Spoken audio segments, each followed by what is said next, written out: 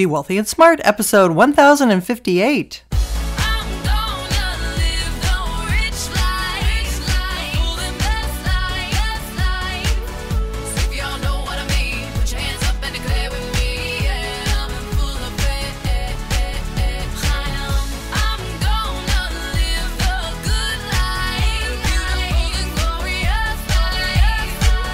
Step into a world of wealth and financial freedom without budgets, boredom, or bosses on Be Wealthy and Smart.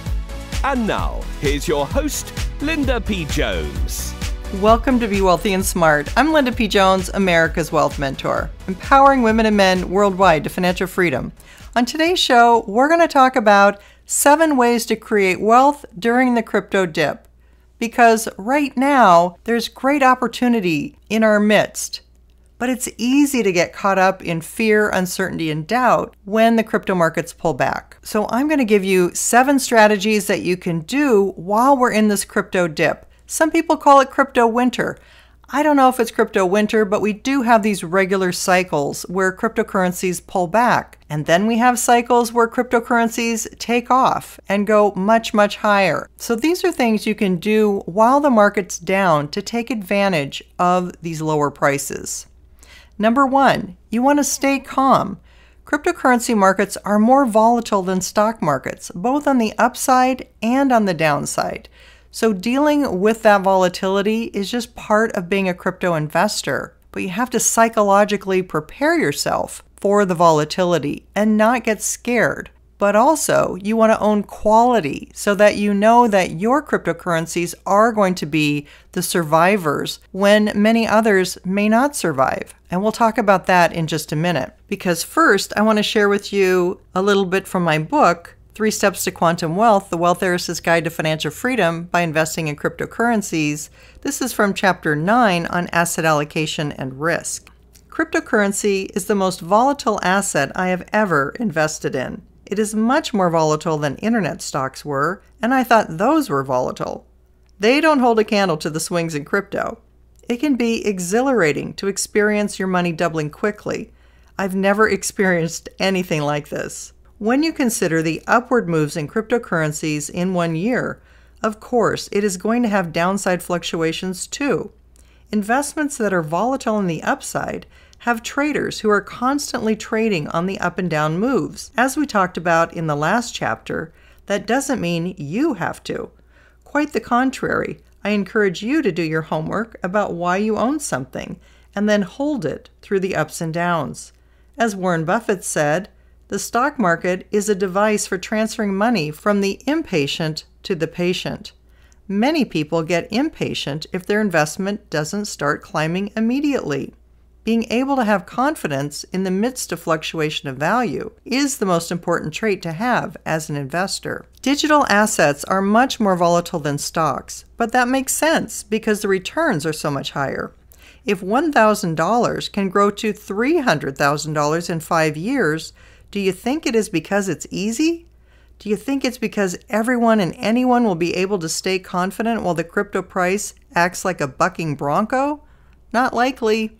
Unless you have a firm understanding of what you are invested in and why, and strong support to keep you holding, you may fold even if you have a winning hand like a royal flush of digital assets. People lose confidence in their ideas when value declines. It gives them FUD, fear, uncertainty, and doubt.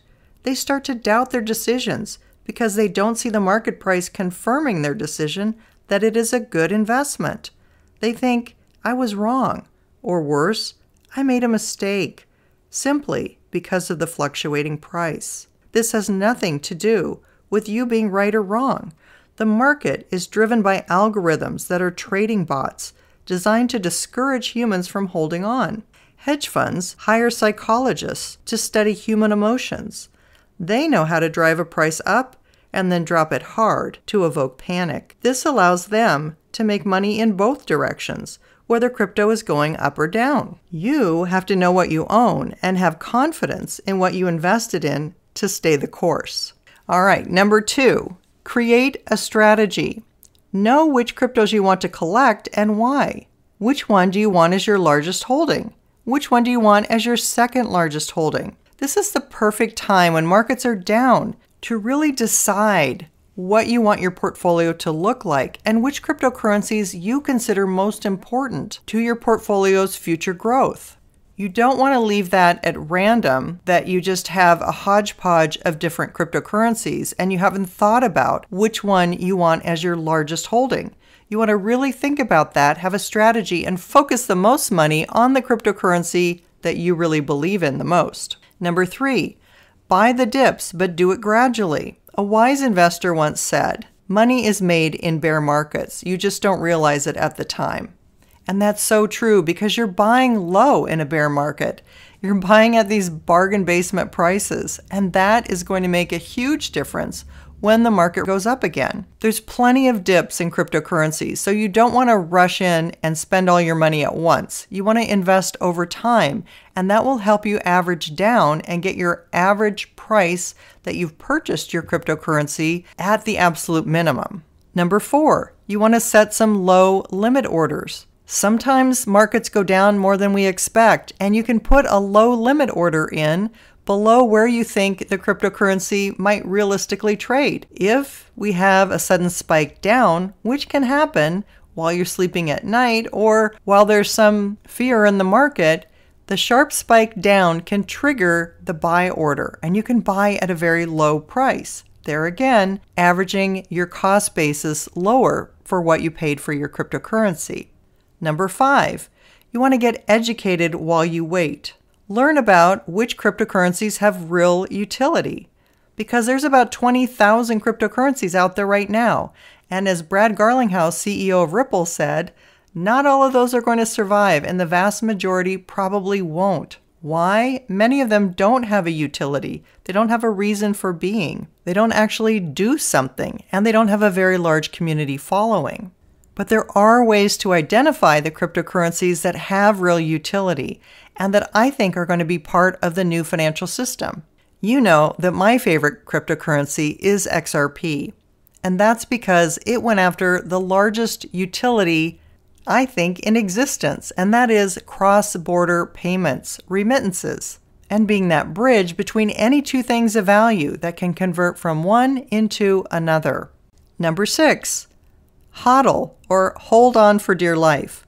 We have to be patient because we're so early in this trend. We don't have official laws, and Congress is working on that, but they're not solidified yet. When we do get laws, that means more and more institutional investors, the big wave of money, will be able to come in and invest in cryptocurrency, and that's going to be very good for us early investors. Someday, we'll be using crypto every single day for different reasons, and to buy things, and for staking, and for earning, and for investing, and for payment. We'll be using crypto in our life regularly, but that's not where we are today.